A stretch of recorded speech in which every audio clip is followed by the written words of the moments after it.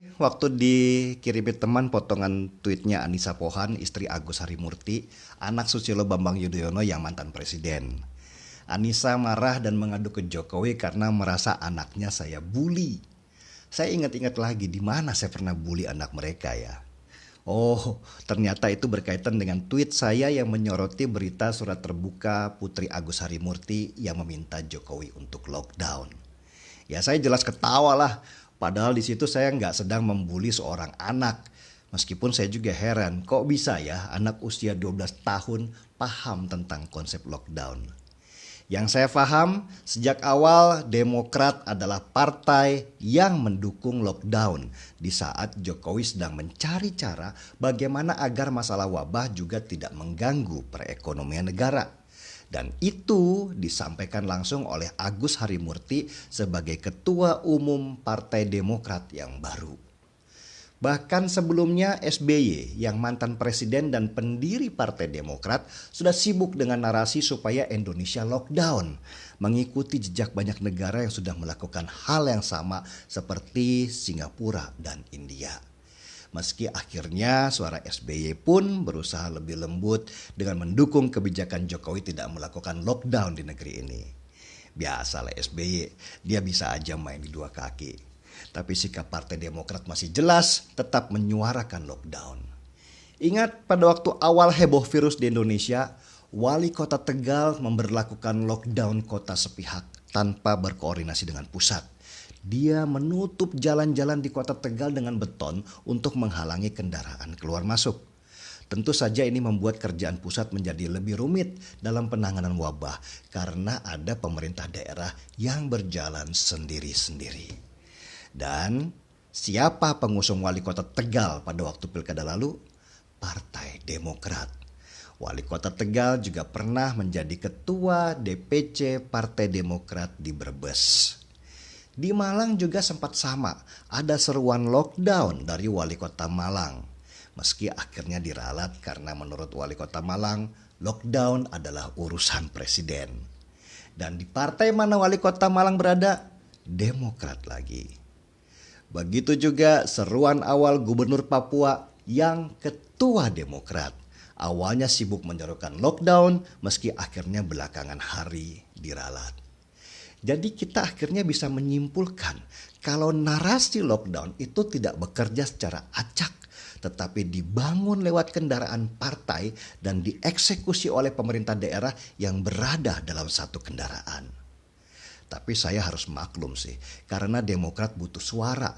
Suara Demokrat terus jatuh berkeping-keping dari masa kejayaannya di tahun 2009 lalu. Dulu Demokrat sempat punya suara nasional 20%. Kemudian tahun 2014 turun jadi 10%.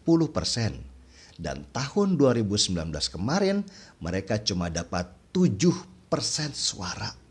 Demokrat yang dulu jaya sekarang hanya menempati posisi ke-7 dari 8 partai yang lolos ke Senayan.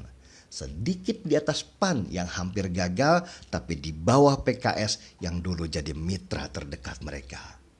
Dan untuk menaikkan suara, Demokrat butuh momentum supaya orang bisa melirik kembali kepada mereka. Saat wabah inilah, Demokrat lalu memainkan strategi lockdown untuk meraih simpati supaya partainya tidak hilang saat pemilu 2024 nanti.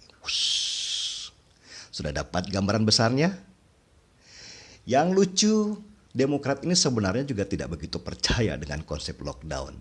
Buktinya, saat wabah mereka malah menggelar kongres dan mengumpulkan banyak orang di satu tempat.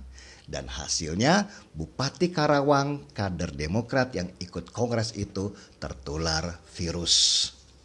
Jadi Demokrat itu bisa dibilang partai yang lain di bibir, lain di hati. Berdasarkan gambar besar itulah saya membuat tweet yang poinnya Bapak yaitu SBY sudah bilang lockdown, anak yaitu AHY juga sudah teriak lockdown.